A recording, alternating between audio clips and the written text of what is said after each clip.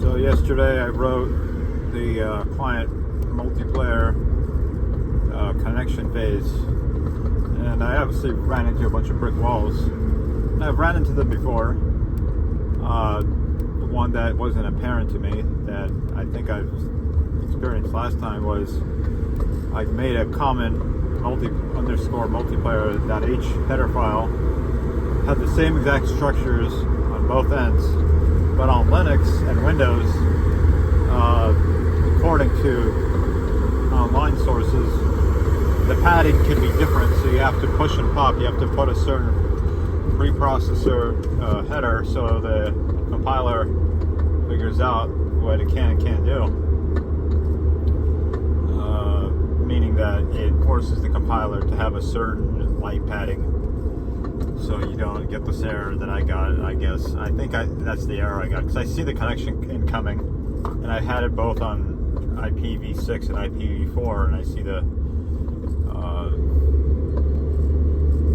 other IP address on the other end. And what I wanted to have it do is have a separate thread for each client on the server. And one of the things that I told myself I wasn't going to do is I wasn't going to go to the AI and tell them code me this, because I wanted. It's very specific, especially with this. It's like you could save some time doing it that way, but you will later on waste more time. Why? Because it's very manual. It's like the stuff I'm reading now is just like very basic little stuff, like, oh, there could be lag and packet loss, and the first handshake packet or your first connect packet will drop or whatever. So you need to be able to handle all this very efficiently. It's like, it's making me go back into that other thing I was going to try to skip was, oh, we need to do the verification, the handshake. Now, the way I did it was I just made like some 64-byte password, just some really long password. I said, okay, if it's this, just send them back welcome. And if the client gets welcome, he's like, oh yeah, I'm approved, cool. Welcome to Alliance and Allegiance. And the reason you need to authenticate before you create the client thread is you don't want to be creating client threads each time somebody's connecting. And so you ban them by IP for like too many reconnects, too many bad things they did. You would have to probably ban by IP, not just player ID. But you could do both. It's kind of good to get like a little ban system in the beginning going, or at least have a comment in an outline saying, okay, this is where I'm going to have to insert this, because you technically have to metallishly means really ground up, coded, hard coded, and dynamic coded, force it to kick the client off. So when you're doing socket receive and send, you have to use send to, not send, and receive to, not receive. And one of the things about receive on the server end that's unique in UDP compared to TCP is that's where you first get the client's IP address, and then you have to call this thing. And I think there's also like a way to do a set options and have a timeout or something, but in UDP I wouldn't even try to do that. Like the other part is like IO blocking. I don't think the UDP cares about IO blocking. It's just like off by default. I don't know, but I tried to turn it on because I was getting that error. So it's like my client right now is blocking though. Like when it tries to connect, since it doesn't receive anything from the server, it's just like frozen. But I kind of want that behavior right now because I don't want to run it on a thread. I just want to kind of test it out without a thread. Oh, this happened, so like the client will just freeze until the server tells it back. But later on, when there is a thread, I can see what the behavior is comparison to. I'll just start up a new client project. The other part is, here's another cool gotcha, is that the parameters for receive to and send to, I I believe it was received to on Linux. It's a different type for the length, for the acceptable max length. The good max length is probably going to be 1500 bytes or something, or whatever, 1500 length, whatever it's in. It could be in 32s, it could be in, but basically it's 1700 or something. I don't know, the rate on like Quake, we used to set it from anywhere from 2500 to 50,000. I don't know what that rate does. I have to read about that again. So more packets equals like more packet loss or something. The bigger the packets with the better connection, the better even more connection. The smaller packets with the shittier connection, better. That's the way I viewed it when I was playing like Quake 1, 2, and some part of Half-Life 1 Team Fortress Classic. We always cared about like, okay, like if I'm getting this much choke on the server, this is my ping, this is probably my best rate, and we would just join their server real quick and kind of like configure our lag.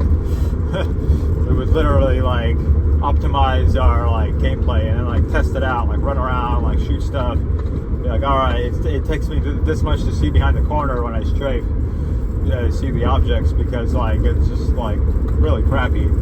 So like with my crappy 56K connection, it's like really good. Like netcode, Academia is being on a 56K back in the day, and still remembering all this, because like nowadays people don't realize they're really kind of like on a 56K modem when they're playing mobile games.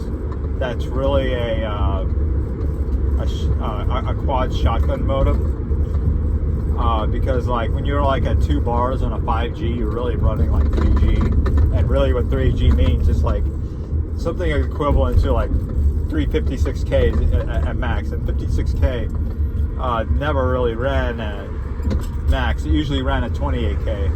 Like sometimes you could actually get a more crispier connection on 28 than 56. So because of the, I want to say packet loss, but really it's because of the analog signal through the phone line is the same. It's same because like, because it's a phone line. It's 100 volts. It can shock you, like burn the inside of your muscle tissue, but the amps are really small, so it can't fuck you up that much. Yeah, so how does this all play into this? Like, well, because the first thing you want to do when you're designing a UDP real-time game socket thing, even if you want to do that whole thing Destiny did, like, oh, let's just make all the people like host the physics. Really smart, actually. Like, I want to do that. Like, it's just like for an RTS game to do that, which actually Red Alert 3 did do, and some of the EA Westwood games did. Really smart, because you save a killing on servers, but you have to deal with all kinds of cheating bullshit. Like the cheating gets really hard to fight. It's kind of good to have like as a backfall, be like, all right, if you want to play on headless servers that are on Google Cloud, you got to watch ads, or buy points or something, buy tickets. It's like we'll give you the service, like just be upfront about it. I don't think anybody will care, and just have one of your friends be like the rich one that buys the ticket, and he could just invite all his friends, and the server goes up or whatever. Yeah, so matchmaking is a big deal, but it kind of has to do with lag, because the next thing I was going to say, or I wanted to already say this, was the packet size. The packet size. So if my packets are all like, I want them to be 64 bytes. I know it's kind of small. Then I was like, well, maybe I should just make them 100 bytes. Like, it seems that my password is 64 bytes, so I have to make it 100 bytes. And I've like tried to just literally torment myself with capital punishment before, over and over again, of how small I can make this when I just started, when I was a noob, like when I was programming as a teenager. And yeah, like 20 years later, I'm like, hey, I'm still solving the same problem. It's okay. And now I'm just more laid back. I'm just like, oh, well, the connections got better, but I still feel like optimizing, so this is good. So I could send more packets at once, but if all my packets are always a certain size, it helps me out. Because you have to do this sequence counter. So every time you send a packet, you send a counter with it. You send what was the packet num, or the packet num counter. I for integer, or I like to say UI for unsigned integer. Saying UI is bad because you started confusing it with the game UI. It's like certain words just get repetitive, like server, multiplayer, and yeah, naming conventions. I forget what the other ones are. Oh, object is the greatest variable name in the world because you mix it up with everything. And so yeah, back to packet size. So let's say our packets are even like 32-bit, because like the header packet only has 2 bytes. No, sorry, I lied. It has 2 2-byte variables. So that's what, 32? So there could be an ACT packet. Do we really need ACT packet if we have sequence packets? I don't know. Like, I kept rating that thing and like I keep getting confused and stuff, and I'm just like, I'm just gonna get the basic to work. I connect, I know I'm connected, the server knows I'm connected, creates a thread for me, and then I try to add cubes as the client, and it replicates to all the other clients, and my client has like different ID numbers. Client ID number 1, client ID number 2. So like, just a few like just basic things. And then I could really start working on like more of the API, because like I could have a TCP thing that authenticates the client, sends it a salt or a password, and then send it to the UDP server. Because that's like a little bit more better, because it's like it verifies with the database if this user can connect to this UDP server, because your UDP server is what you're paying for. You're gonna be paying like an arm and a leg really fast out of your pocket, because somebody can abuse your UDP server. So you don't want people to attack it with DOS and all that. And it's like, I don't know, kitty scripters a long time ago figured out how to do a DDoS attack. You do something like you host a server on a port, then you open a client on the same port, and you just send. I don't remember what the trick was, but it was something like that.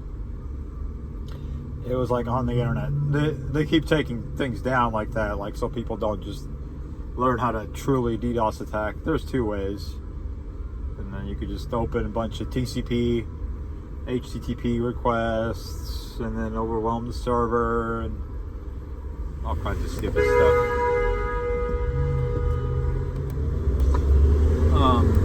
Yeah.